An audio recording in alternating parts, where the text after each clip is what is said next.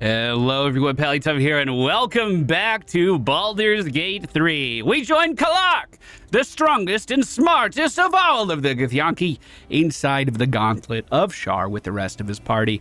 After that last fight, we took a bit of a beating. It seems as though there's something rumbling around in here as well. But there's still lots to do here in the Gauntlet of Shar.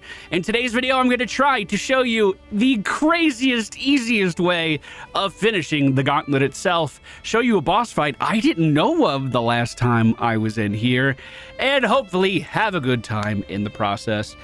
But before we do any of that, everyone in our party leveled up at the end of the last session. Let's see what they get. As a level 8 wizard, Gale gains 2 new spells. It looks like they're level 4 spells. Well, look at this. Octolux Resilient Sphere allows us to put a target inside of a bubble and they just don't take damage for 3 turns. That sounds really cool. We also have Avard's Black Tentacles, which I could see us having a use for pretty soon. For my feat, we already have Elemental Adept for Fire, which we're using quite a lot. I might take Resilient with a point in Intelligence. That would bring our Intelligence up to 18.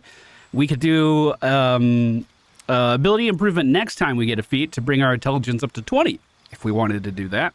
That sounds good to me. This is also going to give us ability saving throws against anything that would check our Intelligence. Clark becomes a level 2 thief and level 6 monk. This is going to let us start to gain cunning actions that we can use for similar effects that we can already get with our monk key points.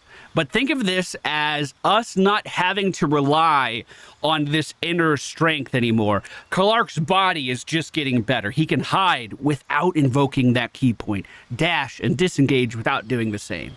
And that, of course, means more flurry of blows. Lae'zel becomes a level 3 paladin. This gives her access to some new actions. Abjure enemy, frighten an enemy. They'll have disadvantage on ability checks and attack rolls and cannot move. Or Vow of Enmity, gain advantage on attack rolls against the enemy. We also have Divine Health, which makes Lae'zel immune to diseases, along with our Oath of Vengeance spells, Bane and Hunter's Mark. I didn't know I got Hunter's Mark. I feel like this kind of fills the same role for us as Hex. I don't know how often I'll be using that. And last but certainly not least, Astarion becomes a level 7 bard. I do think I'm just taking that 1 level dip into cleric. He might be able to convince me otherwise in the future, though. New spells, we have level 4s as well, and Confusion seems like the appropriate pickup for us now. Do we want to replace one of our earlier spells? I do like the idea of Astarion having fear. He is kind of the mind-bending character, but so is Gale with his wizard school. We could grab freedom of movement here. None of my other characters have this. And it would allow our bard to get another party member out of a stun and make it so they can't be paralyzed or restrained. Probably not something I'm going to use all of the time, but it will be nice to have when we need it. Swapping out Dissonant Whispers to make that happen. Very good. Those are our level ups. Now, we are looking for Balthazar inside of this place. I believe he is off to the west. As we were entering here previously, we saw the shadows, the dark justiciars begin to rise up. And Astarion's still playing a song. We're going this way, Astarion, come on. Watch the shadows. They began to rise up and attack Balthazar's undead servants inside of this place. Maybe that'll happen again, maybe it won't, but Balthazar told us to come see him. Hurry inside, or your racket is liable to.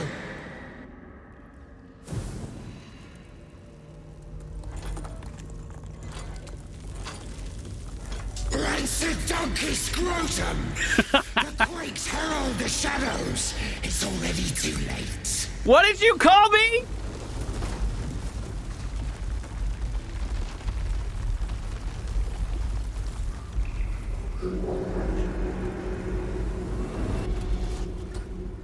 Bro, that is so cool. What an entrance. Oh, they coat their weapon as well, or at least sharpen it by the looks of things. So this is going to look familiar. We have the same umbral tremors of one of our previous fights beginning to erupt all around the room. Kalark approaches the one in front of him and hits it. That damage is not enough to finish it off by the looks of things. I didn't see my passive mind damage being put into that. Maybe because it's an inanimate object. I could speak. Second punch does take it down, and then we're going to do a toppling blow on the Justiciar Avenger. With the help of Astarion, we're able to one-shot that target on our very first turn. Kalark's then going to run forward towards the next of the umbral tremors at the front of the room. Astarion does have one next to him, although he's not super well equipped for dealing with something like this. He's going to give it a try. Maybe he shouldn't, actually. Let's let Lae'zel move up for it. There we go. One swing, and it's done. Nothing to worry about at all. And Lae'zel is going to begin to make her way over to the northwestern side of the room. We do have a ranged attack we could use, but currently there's no enemies for us to fight. So I guess using my attack action on that is totally fine. So let me look into this before we move on. Hex is a 1d6. So is Hunter's Mark. But that only does... No, that's piercing damage. Okay, we're chilling. The Hex is going to also give us bonuses if we cast Eldritch Blast on Lae'zel. And Eldritch Blast also gets the bonuses from our Charisma modifier. So I still think we're going to be casting Hex more than anything else. Astarion doesn't even see anything in the room. I guess I could fire off a ranged attack. We don't have enough movement to even get to a spot where we can see it, so we'll go ahead and end that turn, in Kalark's turn as well. But I don't think this is the end of the umbral tremors around the room, although no one else seems to have acted just yet. Gale is a little low on spell slots. We're going to sprint him up towards the other one here and just hold his turn. If anything does come out of it, we will have attacks ready to go. We do see a main hand attack from one of the duelist skeletons in the room, taking down at the time, the one remaining umbral tremor. We now see more of them starting to pop up all around the room. Astarion's going to use his hand crossbows to fire off damage at the one on the far corner. We are going to see Kalark move to the right and toppling attack this one, breaking it in a single hit. I guess that was overkill. And then running it down towards the Justiciar. We get our bonus psychic damage, our bonus mind damage on our attacks against them. So that's why I wanted to use the toppling on the inanimate object. Lae'zel might be able to just make it up here. Yes, indeed she can. She is going to swing with that big weapon of hers.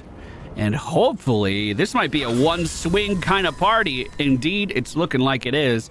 With the rest of her action, she'll shoot a ranged attack at the umbral tremor next to her, and that is going to end her turn. We've been doing a pretty good job of managing these so far. I don't think we'll have too much trouble. Gale swings with his staff, taking that down, and then moves to the center of the room. The two umbral tremors that I can't quite reach yet, at least one of them has some skeletons nearby that might be able to help us. Oh, another one just formed in the center of the room. Astarion's just going to take a step forward. I don't know if that disadvantage is really going to cost me anything. I didn't want to risk it. We'll fire off that attack there. Now Kalark, with his turn, jumps over the handrail and begins to pummel the tremor with just his auto attacks. That's not going to be enough to finish it off, however. Luckily for us, Lae'zel is nearby and sees the tremor still standing. She fires off a ranged attack to take it down. With the rest of her movement, I would very much like to potentially jump this direction so she can fire off yet another shot, but she doesn't have enough actions, even though I can attack... Oh, I can only attack twice with my bound weapon. That's right. That's right, I forgot. We see Gale moving towards the... Can you jump a little bit further, maybe? That looks good right there. Moving towards the umbral tremors at the top of the screen. Both of these still have 16 HP, so he is going to fire off a Scorching Ray. 1, 2... That's a level 5 Scorching Ray. Maybe we don't do that. Maybe we just fire off a Firebolt. All right, that was pretty good. And we'll end our turn right there. Hey, this seems like as good a time as any. If you guys are still watching the video, I would love your support by hitting that thumbs up button. It helps us out a ton.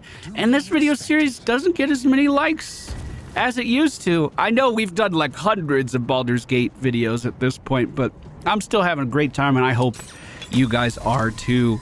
The hand crossbows take down one of the trimmers on the side of the room.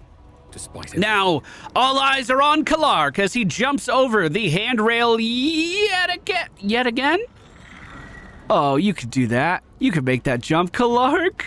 I might be able to just move a little bit closer and get the same... There we go, same effect. That is going to take my bonus action, so we have to punch this guy with our main action and hope for the best. It was just enough damage to take it down. Now, Lae'zel moves forward and with a shot of her bow, deals... 14 damage to the Umbral Trimmer. Will it get a chance to actually spawn anyone else? If Gale has anything to say about it, it will not. He readies the firebolt and takes down the target. Hey, handsome. Hey. Big man. I like how it showed me walking over there in the cutscene, but then you snap back to reality. And I'm across the room. Where'd your big friend go? Flesh, level 7 golem. And Balthazar, the one we were told to meet here.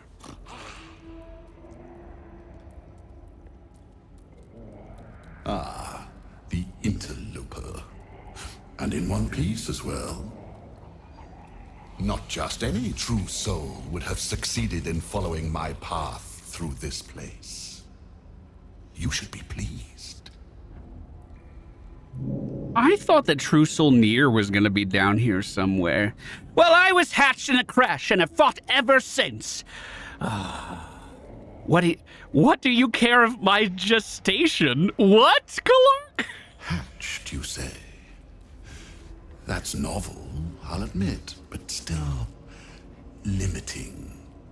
There's always room for improvement when it comes to the flesh. Oh, and have you made improvements to your face? Are more than a sum of their parts.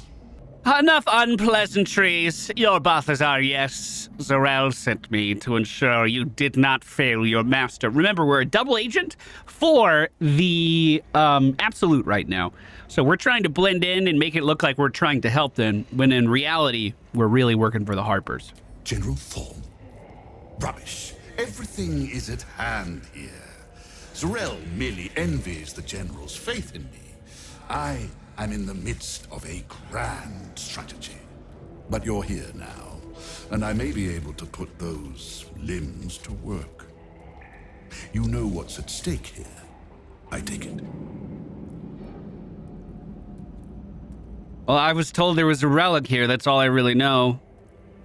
Oh, Nier mentioned that you were seeking access to the temple. Looks like you found it. Let's see what he says to that. Ah, it was you who pulled his sorry carcass from the rubble.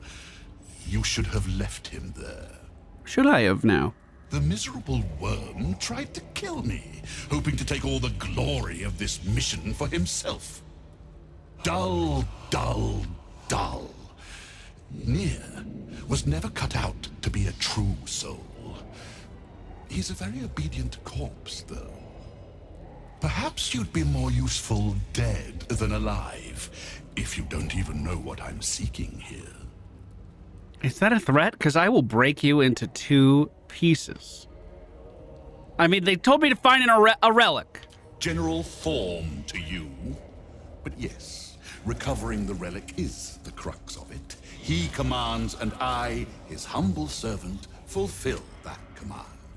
While you, an infinitely more humble servant, fulfill my command. I will put you to work as a scout. Well, you know, jobs like this always go smoother when I know exactly what I'm scouting. This is going to be a persuasion check. We will take the good bardic inspiration. We already have advantage. We shouldn't need much more than that. Whoa, the 3 said otherwise, didn't it? But we got it. Fine, if it'll spare me your bleating. The relic lends the General his strength, his invulnerability.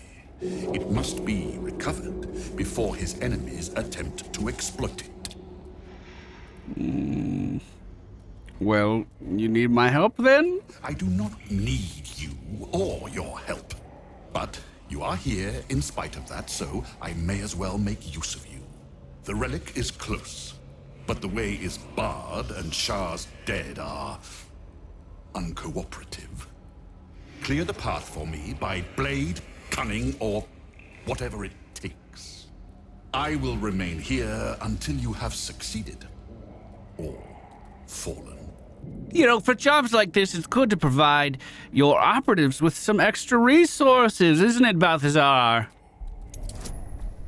We are going to take yet another bardic inspiration for this, just to be on the safe side. That's an 18! Rolled up to a 22. Thank you, Astarion. Fine. I will assign flesh to aid you on your way. Ring this bell, and he will come. Oh, look at that. My brother is no intellectual powerhouse, but he is strong, loyal, and punctual. Should a fight turn against you, remember the bell. I do wonder what will happen if I use the bell against Balthazar, but maybe not yet. Let's see if Nier shows up. I'm just going to take the bell for now. Flesh will remain here until called. But don't fear, he has very sharp hearing. I chose his ears myself. Now, get to work. Roger that. We have to pass Shar's trials, which are located just down this walkway. That was just a straight line hallway. And then to the north. There are 4 trials that we have to get by, and these strange little rats everywhere we go to. Does talking to the rat do anything? I don't speak with animals. So, Monk Insight, study the rat's key to see the source of its aggression. Never seen that before. Let's take a guidance. We need a 16, but I got really good wisdom rolls already. Plus 4 is 10, plus 3, plus 3. We got it. So what would a monk see here? Rats have ki like all living things, but it is not usually this frenetic or powerful. Very strange. Study the rat's appearance. Nature is an intelligence check. I will need something good to help me with that. We get the bardic inspiration. We beat it by 1 on the Rat has die. a thick coat and dark, staring eyes. Old, but in good health. Observe the rat's behavior. Ooh, this is another wisdom check. I don't think I need anything for it. We got a 16. The rat holds its ground. It almost seems defiant. You defy me, rat! Attack! I will teach you to defy Kalark! I'm gonna... Oh, Lae'zel did it. Thank you, Lae'zel. All right, put that rat in its place. Good. Good. Listen closely. Nothing of value comes easy. Overcome my trials and win my embrace. All right, let's see what we can do to overcome some of Shar's trials. Each of these rooms will have a trial inside of them, and Kalark is going to try to best them all. That is, of course, his right as the strongest, smartest The bowl Githyanki. contains an ancient rust-colored blood stain. It forms a neat disc, as if spilled calmly and willingly. Well, spill some of your own blood.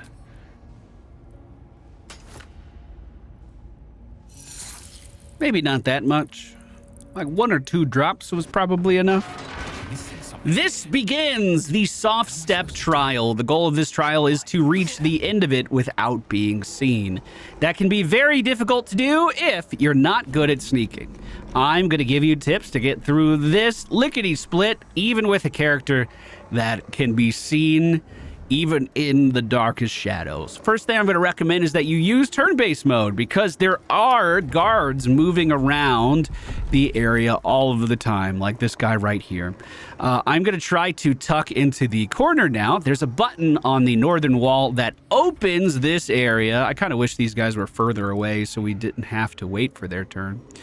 As you can see, one of the guardians is in front of me. I'm simply going to continue to let him pass, but I will sneak up behind him just a little bit more. I do think he's going to turn soon, and we want to make sure we are not in their line of sight. Perfect. Good so far. Now, all Kalark has to do is make it to the final room here. Oh, he turned around really quick, didn't he? That is going to make my life a little harder. I thought turn-based mode would make this super duper easy. Maybe just chasing after him would have been a bit easier. We could Misty Step if we feel like we need to. I can only do that once a day as a Githyanki. Is it possible for me to jump? Yes. To jump through this small window with my agility and make it through to the other side, ending turn-based mode? Well, of course it is. Now, the real question is, can I open the gate? Well, I guess I don't need to lockpick it. We find the first of the umbral gems pretty quickly. I didn't think that jump through the window was going to work. Turn-based mode was going against me there for a little bit. But that is the first of the trials completed. Now for the second trial. Get out of my way, door. Oh, this door is sturdier than that gate was. This second trial will definitely take a different skill set. Another bowl bearing the stains of an ancient blood offering. Fine, we cut our arm open and we give it more blood. Once we do that, the doors in front of us open. Now, it becomes our goal to defeat copies of our own party. This is the self-same trial. We have to defeat our own demons before we can possibly conquer any more. Kalark did not pass the perception check. He's the only one in here, though. Is this going to be a Kalark on Kalark fight? Or am I walking into a whole team here? I can't tell yet. So far, I don't see anyone at all. Oh, no. Oh no, this is bad. This is bad. I've done a whole lap. I think I'm just gonna have to stand up. Last time I did this on the Dark Urge playthrough, we did this as Zen and I soloed the whole thing. I was gonna try to do that again. I've been surprised by myself. Can't take actions. Wait, I am no longer surprised by myself. Also, whoever this Githyanki was supposed to be, that's definitely not Kalark. There's a reason that I am the strongest and the smartest. And the only Kalark. Oh, Lark. All right, I take the umbral gem and I see myself out. If you go in with only one character, you only fight one character. Speeds up the process quite a lot. Now, let's get the rest of the party to join me as we make our way down this very large staircase on the northern end of the hallway. This staircase leads down to 2 more trials and very oddly leads to more rats all staring at a statue. Don't worry. We'll figure out what all of this is about very, very soon. Let's jump into the next trial. Give it my blood! Our goal here is to make it to the very end of this walkway, navigating it in the dark. Why am I bleeding? Wait. Oh, it's because I cut my arm open. I'm so stupid. You can vaguely see the path in the dark, and there are several ways of accomplishing this pretty easily. You could have one character stay here at the start. This floor shows you the path, so you can kind of figure out how to get down there easily. Turns out, if you go through here in the dark, you can just see the path. I didn't think about doing that last time. There's also a very easy way of kind of cheesing the encounter if you want to jump on the corner of these platforms. I'll let you watch the Zen playthrough for that one. But there we go. We made it all the way to the end, and I'll take my umbral gem yet again. If you're wondering if I have another quick solution for the last room, in fact, I do. This place is called the Silent Library. I think that's what it's called. You know, that'll give you the right vibes anyway. This place is being protected by the librarian, who is casting a silence aura on the entire room. The guards inside are silenced, which isn't that big of a deal. Like, I could theoretically go in and do some stealth shit, and I think it would be okay here. Or we could just have our wizard sit outside of its range and cast Firebolt onto the librarian outside of the silencing area. That way our party can move in and actually cast spells. I don't know if they thought about me doing something like that, but essentially it's not the silent library anymore. It's just the library. Clark gets down and begins to enter the room. They will hear me if I do anything too extra, but I might be able to take down a few of these enemies without alerting the entire room if I am quick. This Justiciar going up against the wall should be a really good first target, although this might just bring the entire room into combat with me. I'm not entirely sure. Let's just go ahead and hit him in the butt and see what happens. It looks like it is going to be the whole room. And again, that is totally fine. We are going to bonus action hide and then move over to the left just a little bit and see if anyone comes near me. They will be able to spot me right away. Oh, that was surprise round, so that's good. I didn't realize that was surprise round. We're going to use our movement just to get to the other side of this guy right here. As we get there, we're going to do a toppling attack on this Justiciar, which knocks them down. I'm then going to sneak with the rest of my turn and just kind of move maybe a little bit out of direct eyesight. There's only 4 guys left in this room. This should be pretty straightforward. And to help our odds, Lae'zel is also slowly sneaking into the room right now. Hide all you like. I'll find you. He doesn't see Clark just sitting right there in the corner. Wait, is combat over? Combat's over. Clark follows this librarian guy, turn-based mode, back in combat. That's okay. We'll just move in and attack.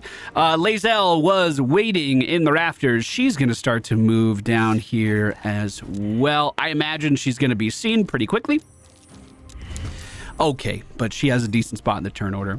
Clark already punched. He's going to punch again. That punch doesn't kill the target, but a bonus action attack will. And then I'm just going to crowd the archer in the corner because we know he's going to try to shoot me. If he is threatened, his chance of hitting me goes down, and I'm just going to deflect these missiles right back at the attacker for 17 damage. That's half of his health. He tries to jump out of my range. That still should have invoked an attack of opportunity because that's what would happen if I jumped out of someone's range. That's a little upsetting. A flourish being done to Lae'zel does not connect. She grabs her gigantic sword and sends it down the center of mass on the Justiciar, cutting him into pieces. She does the same thing on the Justiciar next to her, nearly ending his life. She has a great weapon master swing. She tries to follow up, but it does not connect. This guy is frightened because of the critical hit that we landed against him, yet somehow he's still able to attack, which also shouldn't happen. We deal an unarmed strike to the chest of one of the remaining Justiciars, and then in a flurry of motion, take down the other. We are going to need our party in here for a couple things. We need to pass a perception check on this button. No, we don't. We'll just press the button. That button opens the door. Then we go to this bookshelf right here. Yes, this one right here, and we grab this book, Teachings of Loss, the Night Singer.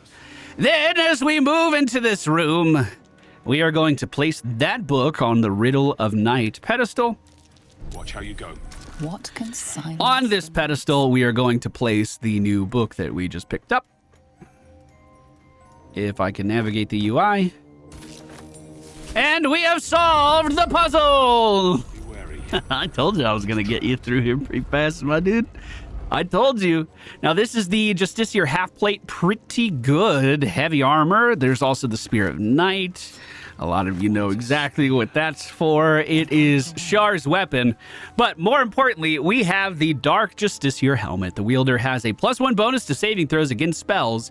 And while obscured, the number they need to roll a critical hit is reduced by 1. We may not be able to obscure her often right now, but if we are able to, that helmet is going to be a great pickup on Lae'zel. I'm just going to go ahead and equip that. Perfect. And we can hide that during dialogue so we can see that beautiful Githyanki face looking back at me. These are some really, really good pickups, and you have to complete the Gauntlets of Shar in order to proceed. So I'm sure a lot of you have done this before, but I hope that this was still helpful. Now let me go take you to stuff that I've never seen before. Back up top, of course, this is the area we can place all of the umbral gems that we have found in order to descend. We're not going to do that just yet. We're going back over to the side where we fought the demon in our previous episode. This fight was really, really hard. It always is. And I feel like I always try to approach this in a different way. And they always find a new way of putting me in my place. I saw some comments saying that they were disappointed I didn't throw the bombs back at the demon. They only deal fire. Well, it's fire and force damage. But the demons were completely immune to fire, which was part of the problem I had with Gale as well. Well, we moved kind of north of that chamber that we fought the Displacer Beast and those demons in. There is a heavy chest on this side of the room that has Restore Bardic Inspirations as its bonus. We're, of course, going to give that to our wonderful bard, Astarion, who up until this point has just been using the boots that he started the video game with. We get these back on a short rest anyway, but if we ever need one in a pinch, like right now, we don't have a short rest left. All he has to do, cast this, and he gets 2 charges just like that. Or maybe it was 1 additional charge. The real reason we came down here was to take a look at this spider meat. What's that? That's odd. A well-chewed spider carcass oozes on the ground. Oh, take a good long sniff. I don't have a sense of smell in real life. I have a sinus disease and too many surgeries, and basically 99.5% of the time, I get nothing going on in the nose. What do you think this spider smells like? Bonus points if you describe it in the most grotesque detail. Thank you. Thank you. I'm going to give it a good long sniff. Sulfur, decay, and a thin whiff of something unexpectedly fragrant. Don't use the game's description. What do you think this would smell like? I'm going to study it. That is going to take intelligence, which I don't have. I'm realizing now that we do have a wizard in our party that's probably better at studying this. I'm going to use my Bardic Inspiration. I'm going to use my knowledge from space and hope that it's enough. We rolled a 26. Fresh bite marks, an old puncture wound, and a faint pulse of something not entirely natural. What does not entirely natural mean? Scan the meat for signs of magical interference. Another Arcana check. Let's just get the guidance. I do still have the Arcana proficiency. Let's see if we have enough. Of course, the headband of intellect also helping us out a little bit. Do I have any inspiration? I'll go ahead and use it. We need a 16. We rolled a 26 this time. The meat is oozing, but not with blood. It's been dosed with a potion. A potion? What kind of potion? Oh, fine. Give it a lick. Lae'zel disapproves. How will you learn nothing? How will you learn if you don't try? Sour milk. Your stomach lurches, but your loins tingle. Was that arousal? Oh my God. Rotten meat. That's what gets you going. Well, To each their own. In amongst the rot is an unmistakable sweetness. Succubus spittle. Oh, my It's favorite. turned. What a great delicacy.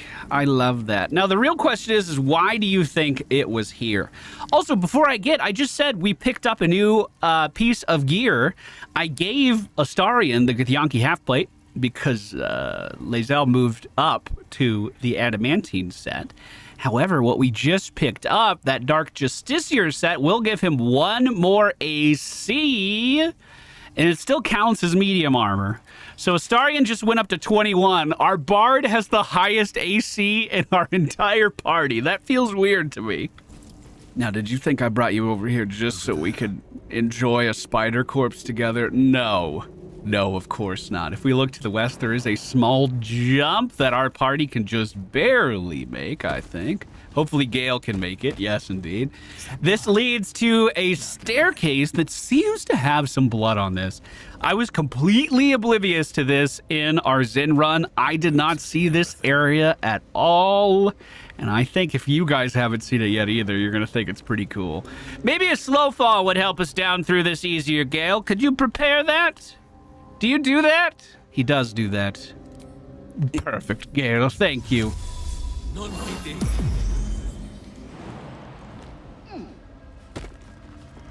Get my party down here and into the next room if I can, because there is a large stone door blocking our path to the east. We're basically underneath that demon room right now. Guys, I'm really gonna need you to hurry up and get over here. Path is interrupted. Jump here first, and then jump across, Astarion. Come on, you can do it. Come on, you can do it. Do you have Shadow Step? He has nothing!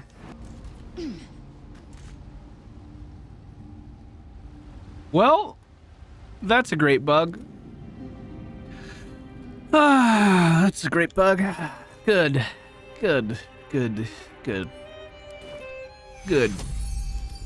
Oh, where's her body?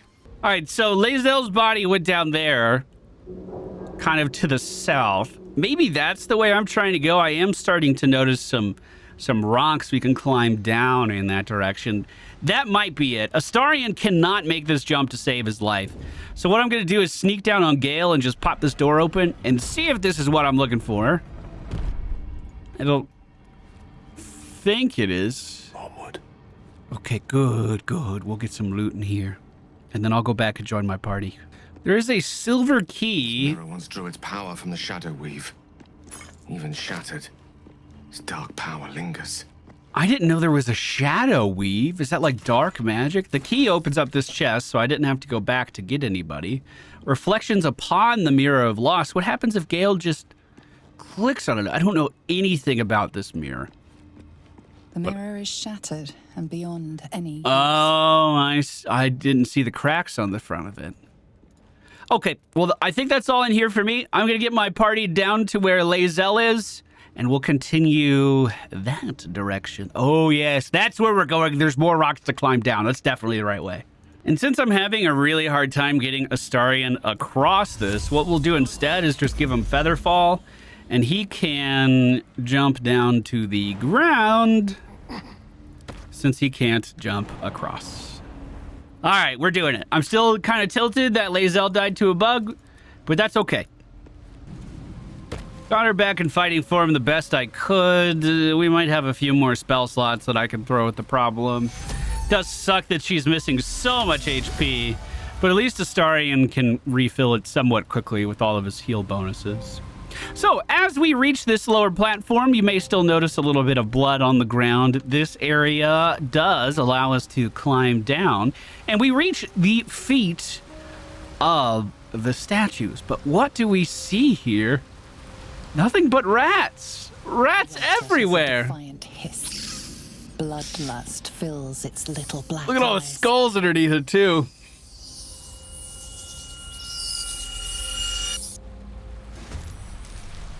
Kind of odd. A big screech sound. The rats begin to swarm us. Definitely strange. I don't have a ton of AoEs, but what I do have is the Glyph of Warding. We can turn it into a thunder spell and, I don't know, catch a few rats right there. That's a few taken care of. High level spell for that. But I don't think that matters too much. Lae'zel kind of steps out and just picks up one rat and throws it at the other rat. This doesn't even seem like we should even be in a combat encounter, but there we begin to see more rats swarming from the ground. I'm going to pick up another one, and I'm going to throw it into that one. That didn't kill it, but it is bleeding. That's kind of odd. We'll go ahead and end that turn. Kalark moves up, sees the necrotic rat, and I think I'm going to focus those down. One quick punch breaks it into 3 different pieces. We'll try to do a similar thing with this one up here, but they are going to have their own rat turns here pretty soon. Let's see what Gale can do about that. We could cast a low-level magic missile. 1, 2, 3. That'll kill 3 rats. But more rats have now shown up. We are being officially swarmed here. I don't have very many AoEs. I think Gale is really my only one. And we have, like, Wall of Fire. That doesn't seem super appropriate for this. I'm not going to spend any resources mitigating this damage because it all just seems to be like 2 damage at a time. 2 damage at a time. Cutting words. No, that's fine. That was 6, though. Maybe we shield blow that and get them back down. We are starting to be surrounded, and people do die by a death from 1,000 cuts. Small little cuts do add up, but luckily most of them are still missing. We could drop a Hunger of Hadar and just, you know, kind of be done with it. Let's try it. It is going to hit Astarion too, but not if I place it right. Oh, there's a good spot right here. I think they have to end their turn in the effect, so I'm just going to walk out of it. Lae'zel's going to pick up this rat and throw it in. And end her turn. Kalark is going to leave. Gale is going to... let's just firebolt this one behind Lae'zel here. Hunger of Hadar, ladies and gentlemen, did pretty good work, but now even more rats are beginning to spawn. Let's throw him in. We'll throw him in. And we'll push this last one in. So that's 3 kills for Lae'zel right there. We're then going to see Kalark throw this one in. This is stupid. I'm then going to jump to the far side, hopefully over the Hunger of Hadar. Throw this one in. End my turn. We're going to see Astarion do a vicious mockery on one of the rats not in there. He killed the rat with an insult. How dare he? And then Gale is going to shoot off a fire bolt at one of the necrotic rats that once again is not in the area. Most of them do get taken down. This rat trying to dash around the Hunger of Hadar, making their way over towards Kalark. More spawning yet again. This is the most we've had so far, and we're killing them off with each round too. Man, where's a good swirly whirly when you need it? You know what I mean? More rats being taken down, but Kalark is beginning to be swarmed. Wait, that was 26 damage. That was 26 damage. Wait, that's not like rat damage. That was 26. Kalark is now at half health. We're going to try a charm on Gale. Bro, that was 13 damage.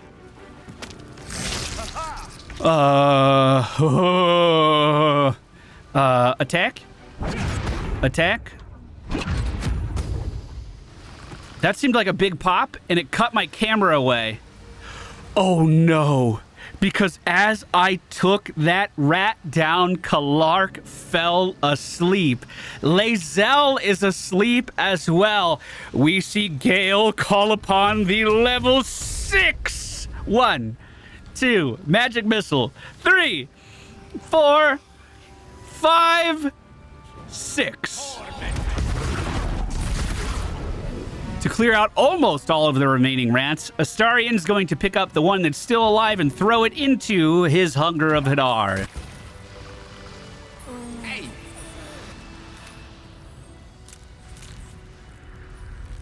They all didn't just walk into that spell, did they? Because that's kind of what it looked like. It's kind of what it looked like they were doing.